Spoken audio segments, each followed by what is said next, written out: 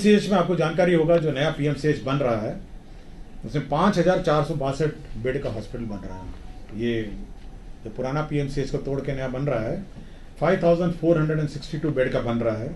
सेवा शर्त चेंज हुए हैं। केवल जो अध्यक्ष का जो चयन है पहले सचिव के स्तर पर होता था, माननीय उच्च न्यायालय ने कहा है कि नहीं, सचिव के स्तर पर नहीं होगा।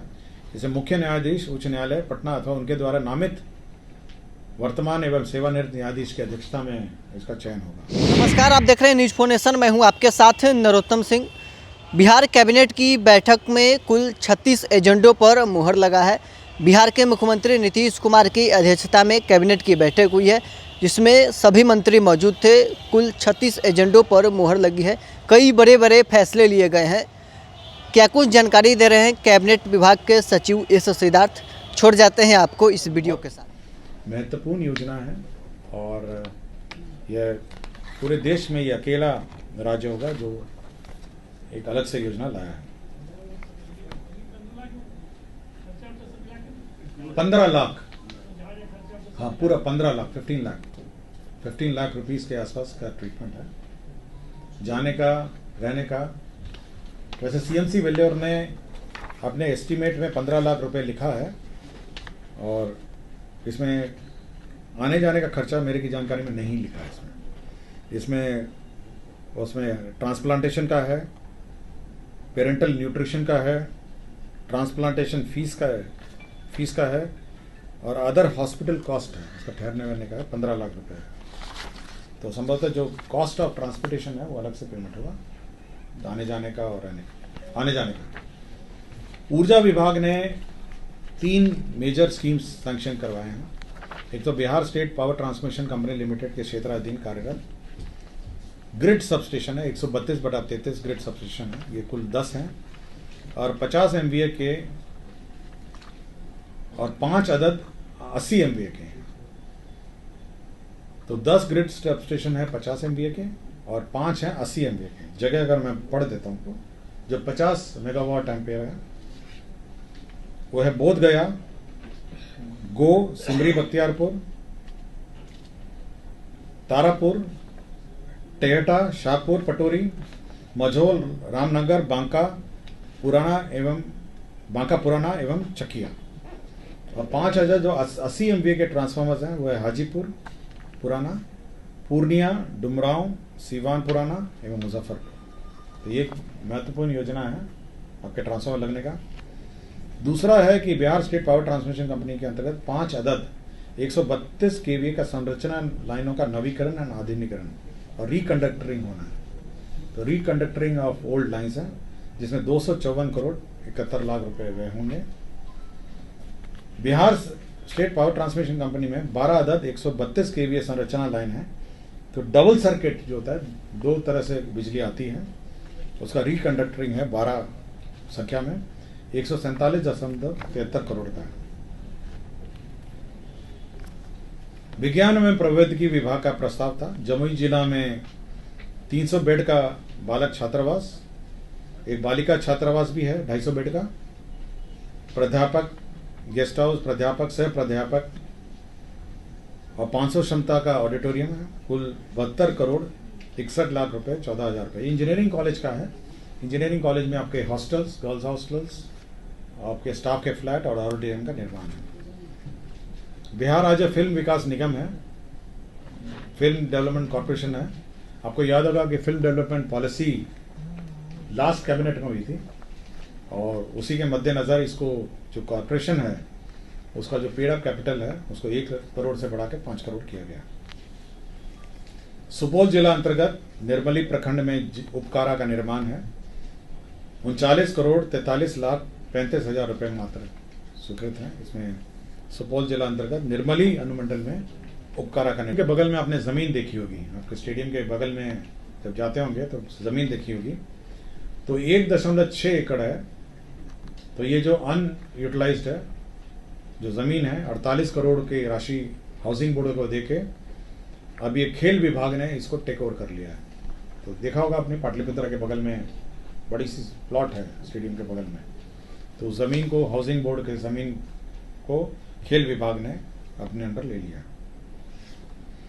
पंचायती राज विभाग में जो प्रखंड विकास पदाधिकारी को प्रखंड पंचायत राज पदाधिकारी के स्थान पर पंचायत समिति का कार्यपालक पदाधिकारी बनाया है और प्रखंड पंचायत राज पदाधिकारी को अतिरिक्त कार्यपालक पदाधिकारी पंचायत समिति के नियुक्त किया है और अतिरिक्त कार्यपालक पदाधिकारी को प्रशासनिक स्वीकृति देने की शक्तियां दी गई हैं। तो एडमिनिस्ट्रेटिव सैंक्शन के लिमिट्स निर्धारित किए गए हैं। ये ऑल इंडिया जजेस association versus union of India, ये स्वास्थ्य विभाग का है। इसमें यह ऑर्डर हुआ था कि जो हमारे रिटायर्ड जजेस हैं, सेवारत और सेवा रिटायर्ड हैं, उनको मेडिकल सुविधा के संबंध में ऑर्डर पास किया था माननीय सर्वोच्च न्यायालय ने।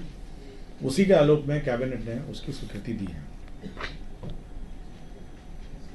बिहार मोटर वाहन दावा दुर्घटना न्यायाधिकरण है, इसमें सेवा शर्त चेंज हुए हैं। केवल जो अध्यक्ष का जो चयन है पहले सचिव के स्तर पर होता था, माननीय उच्च न्यायालय ने कहा है कि नहीं, सचिव के स्तर पर नहीं होगा, इसे मुख्य न्यायाधीश उच्च न्यायालय पटना अथवा उनके द्वारा नामित वर्तमान एवं सेवानिवृत्त न्यायाधीश की अध्यक्षता में इसका चयन होगा। बस एक ही संशोधन है इसमें।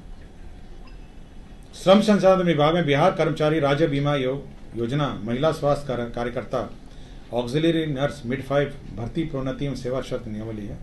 आपको यह याद होगा जो लेबर डिपार्टमेंट में जो ESI हॉस्पिटल है, लेबर डिपार्टमेंट कार्य करता है, उसमें जो स्वास्थ्य कार्यकर्ता हैं ऑक्सिलरी नर्स और मिडवाइफ है, उनकी सेवा शर्त जो मेडिकल डिपार्टमेंट में सेवा शर्त है उसी के अनुरूप कर दी गई है।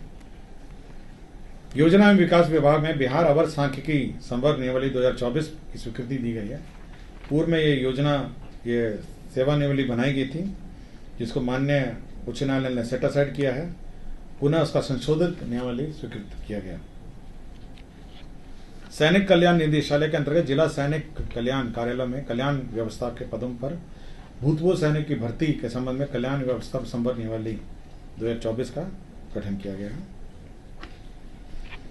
खनिज पदाधिकारी, खनिज खान एवं भूतत्व विभाग में खनिज विकास पदाधिकारी, सहायक निदेशक एवं उप निदेशक एवं अपर निदेशक के प्रोन्नति के पदों पर बिहार लोक सेवा आयोग के माध्यम से सीधी नियुक्ति करने का निर्णय संबंधी संकल्प को संशोधित करने एवं प्रतिनियुक्ति के आधार पर मुख्यालय स्तर पर अपर निदेशक का एक पद, उप निदेशक का एक नियुक्ति की स्वीकृति के संबंध। मुख्यमंत्री ग्राम परिवहन योजना, आपको याद होगा कि इसमें जो मुख्यमंत्री ग्राम परिवहन योजना सभी ग्राम पंचायतों में परिवहन सुविधा उपलब्ध कराने के लिए योजना थी, इसको फिर 2025-26 के लिए एक्सटेंड कर दिया है।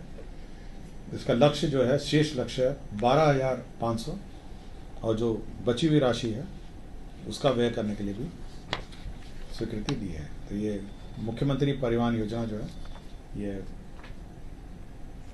इस साल भी एक्सटेंडेड है। ग्रामीण क्षेत्र में पंचायती राज विभाग के नियंत्रणाधीन जो 58,003 ग्रामीण वार्डों में निर्मित 70,157 जलापूर्ति योजना है।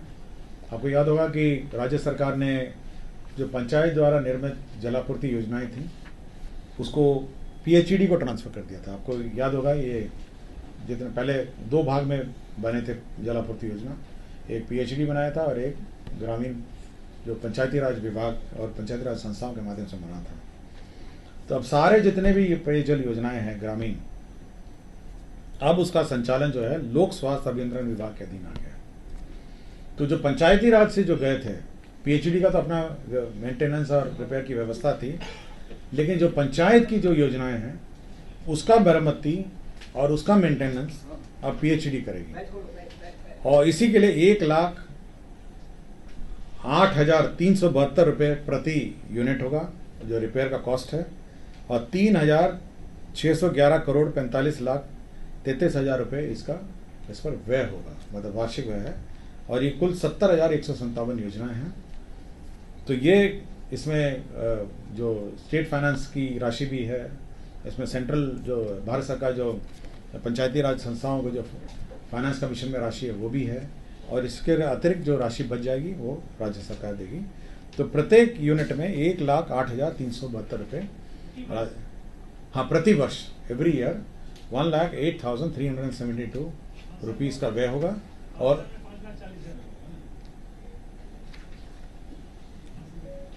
नहीं, प्रत्येक यूनिट का, प्रत्येक पेयजल योजना का ये रिपेयर कॉस्ट है। हाँ ये हर घर नल योजना है ना सर? हाँ, हर घर योजना है। तो ये पूरा ट्रांसफर हो गया पीएचईडी को। What was the reason sir? क्या रीजन क्या था? कौन सा? नहीं, सरकार ने ये कहा कि एक रूपता रहे, कम से कम पूरे राज्य में एक ही रूपता रहे और एक ही डिपार्टमेंट कोऑर्डिनेट करे। कभी कभी जैसे कंप्लेन मिलता है, अब यही खोजने में लगता है कि पीएचडी की योजना है, पंचायत की योजना है, तो एक रूपता रहे और एक साथ मेंटेन हो सके और एक स्टैंडर्ड प्रोटोकॉल और स्टैंडर्ड्स रहे, इसीलिए उसको। और पीएचडी तो यही काम के लिए है ना। राज्य सरकार में जब ये जो पीएचडी डिपार्टमेंट है उसका काम ही है पेयजल आपूर्ति ये योजनाओं को कार्यान्वयन। क्योंकि सीएम इस पे बड़ा अपना ये मतलब ना खुशी जाहिर किए थे हर घर में। जहाँ तक मेरी जानकारी है कैबिनेट के ब्रीफिंग में ये है कि एक रूपता लाने के लिए, क्योंकि पीएचडी को मिल गए हैं पंचायत की योजना, इसलिए उसको रिपेयर करने की जो प्रोटोकॉल है, फंडिंग सिस्टम है, उसको मैंने आपको बताया। यूनिफॉर्मिटी रहे। फाइनेंस कमीशन के ग्रांट भी इसमें इंक्लूडेड है, केंद्र फाइनेंस कमीशन के भी ग्रांटेड इसमें इंक्लूडेड है, फिर राज्य सरकार भी ग्रांट इंक्लूड है। इसमें बिजली कौन भुगतान करेगा यह भी अंकित है। इसमें जो 2000 रुपये जो ऑपरेटर वाला है वो भी इनकी दर्सी में है और रिपेयर की पूरी प्रक्रिया इसमें निर्धारित है। स्वास्थ्य विभाग में जो बीटा थैलेसीमिया मेजर है का निरोधात्मक उपचार, क्यूरेटिव ट्रीटमेंट, जो थैलेसीमिया के पेशेंट्स हैं उसको ट्रीटमेंट के लिए सरकार ने एक योजना लाई है। इसमें सीएमसी वेल्लोर तमिलनाडु द्वारा संयुक्त रूप से बिहार के बच्चे 12 वर्ष तथा उससे कम उम्र के आयु में पाई जाने वाली बीटा थैलेसीमिया मेजर का निरोधात्मक उपचार बोन मैरो ट्रांसप्लांटेशन द्वारा किए जाने के लिए मुख्यमंत्री चिकित्सा सहायता योजना स्वीकृत की है। तो आपको भी याद होगा थैलेसीमिया में जो बोन मैरो ट्रांसप्लांट होता है यह किया जाने का जो योजना है ये मुख्यमंत्री बाल थैलेसीमिया योजना के नाम से ये कार्यान्वित होगा और ये पूरे देश में ये पहली सरकार, बिहार सरकार, राज्य सरकार की योजना है जहां थैलेसीमिया पेशेंट्स को भी फाइनेंशियल असिस्टेंस के माध्यम से इनका ट्रीटमेंट होगा। इसमें जो टोटल व्यय है, इसमें आपका एयरक्राफ्ट से व्यय जो है, ट्रांसपोर्टेशन व्यय है, एयरक्राफ्ट से जा सकेंगे, उनके पेरेंट्स भी जा सकेंगे, उनका वहाँ पे क्रिश्चियन मेडिकल कॉलेज वेल्लोर में उनका ठहरने का भी है और कुल एक बच्चे पे 15 लाख रुपए का व्यय होगा, 15 लाख रुपीस का व्यय होगा इस थैलेसीमिया बीटा थैलेसीमिया मेजर में जो इलाज होगा। तो फिर वाहन दुर्घटना दावा न्यायाधिकरण न्यूवर्ली में पद क्रिएट किए गए हैं जिसमें मोटर वाहन दुर्घटना दावा न्यायाधिकरण में अध्यक्ष के 3 पद, अपर जिला परिवहन पदाधिकारी के 3 पद, उच्च वर्गीय लिपिक के 3 पद, निम्न वर्गीय लिपिक के 3 पद और आशु लिपिक के 3 पद हैं क्रिएट किए गए। गृह विभाग में टंकक सहायक अवर निरीक्षक के सृजित 78 पदों को सम परिवर्तित करते हुए उतने ही आशु सहायक अवर निरीक्षक के पद क्रिएट किए गए, न्यू पद क्रिएट किए गए हैं। पीएमसीएच में आपको जानकारी होगा जो नया पीएमसीएच बन रहा है उसमें 5462 बेड का हॉस्पिटल बन रहा है। ये जो पुराना पीएमसीएच को तोड़ के नया बन रहा है 5462 बेड का बन रहा है। इसमें पद नए सृजन किए गए हैं। इसमें 4,315 नए पद सृजित किए गए हैं। तो 5462 बेड का ये हॉस्पिटल होगा जिसमें 4,315 बेड होंगे।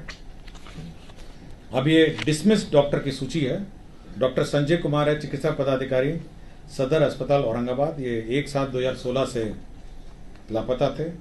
डॉक्टर संतोष कुमार, चिकित्सा पदाधिकारी, अतिरिक्त प्राथमिक स्वास्थ्य केंद्र ताराबड़ी अररिया, ये 14/9/2020 से लापता थे।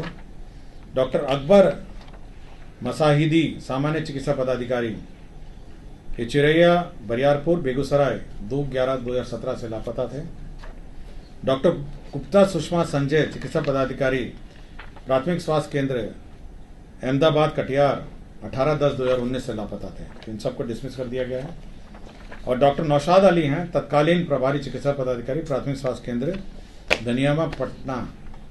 इन्होंने कार्यालय में जो चिकित्सा पदाधिकारी कर्मियों के भविष्य निधि एवं अन्य मदों से राशि की निकासी कर भुगतान नहीं करने में वित्तीय कार्य में शिथिलता बरते हैं, इनको भी बर्खास्त कर दिया गया। और राज्य में जो वैट में जो डीजल और पेट्रोल के जो रिटर्न्स फाइल करने हैं उसको सरल कर दिया गया है। और अब डीजल और पेट्रोल के जो रिटर्न्स हैं वो सरल रूप से फाइल किए जा सकेंगे। मैं डिटेल्स आपको उपलब्ध करा दूंगा। और पटना में पाटलिपुत्रा विश्वविद्यालय college of commerce Rajendra Nagar में मेट्रो के लिए ज़मीन, शिक्षा विभाग की ज़मीन थी, उसको मेट्रो के लिए स्थानांतरित किया गया है। धन्यवाद। 36 एजेंडा थे। धन्यवाद।